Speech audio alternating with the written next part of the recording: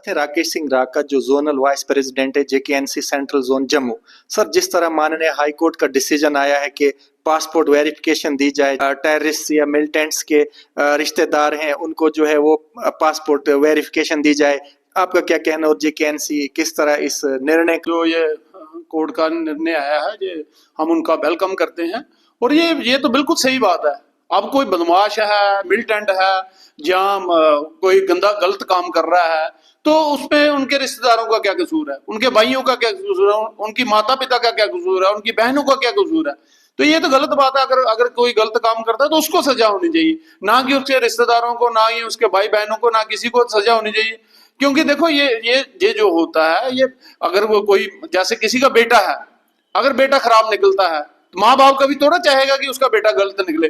अब कोई भाई थोड़ा चाहेगा कि मेरा भाई गलत निकले, कोई बहन नहीं चाहेगी कि मेरा भाई निकले, या कोई किसी की बीवी नहीं चाहेगी कि मेरा पति गलत निकले। तो ये तो गलत बात है। अगर अगर कोई गलत काम करता है तो उसके बहनों को, उसके भाइयों को, या उसके रिश्तेदारों को अंदर कर दो, या उसकी प्रॉपर्टी जब्त कर दो, या कुछ गलत कर दो, ये तो गलत बात है। तो ये जो डिसीजन लिया है कोर्ट ने, तो हम इनका वेलकम करते हैं और ये अच्छी बात है।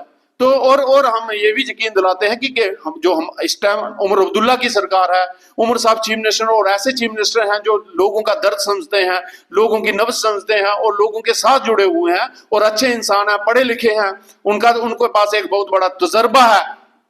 तो वो हम ये यकीन दिलाते हैं लोगों को कि किसी के साथ गलत नहीं होगा। अगर उन्होंने कुछ गलत नहीं किया तो कभी उनके साथ गलत नहीं होगा।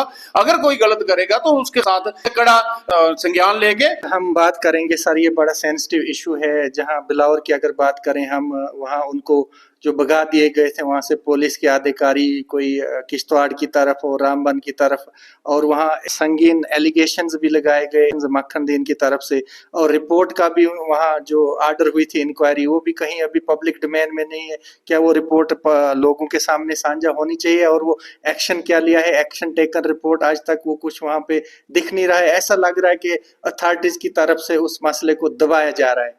बिल्कुल सही बात, आप सही कह रहे हैं। देखो, ये जो होम है, जो पुलिस है, ये है सेंटर के पास, और सेंटर जो हमारे गवर्नर के जो है उनको संज्ञान लेना चाहिए। क्योंकि ये जो क्वेश्चन आपको बीजेपी से भी पूछना चाहिए। बीजेपी सरकार हमारी बेशक है, लेकिन होम हमारे पास नहीं है।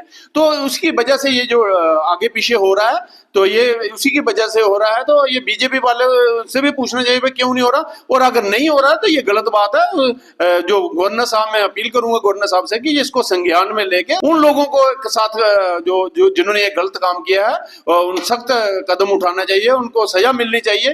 और आपने देखा होगा कि नेशनल कॉन्फ्रेंस में ये आवाज उठाई है, मंत्री हमारे वहां गए हैं, और हमने हमारे रतनलाल गुप्ता जी जो प्रेसिडेंट हैं, उन्होंने, हमारे सेक्रेटरी जो बशीर साहब हैं, मैंने और भी हमारे साथियों ने, जो हमारा एमएलए हैं, उन्होंने आवाज उठाई, उनके साथ खड़े हो गए और उनके साथ बिल्कुल खड़े होके उनकी आवाज उठाई। और सीएम साहब ने भी संज्ञान लेके इसको कड़ी से कड़ी निंदा की है कि भाई ये गलत हुआ है। तो हम तो परिवार के साथ, उनके बच्चों के साथ और उसकी बीबी और माँ बाप के साथ हैं कि जो जिनके लड़के के साथ गलत हुआ। तो यही अपील करूंगा अपने गवर्नर साहब से कि इसको संज्ञान में लेके उनके साथ सख्त से सख्त कार्रवाई उनके खिलाफ होनी चाहिए, ताकि आगे कोई अफसर ऐसा गलत काम करे कि जिससे लोगों को नुकसान हो और लोगों को तकलीफ हो।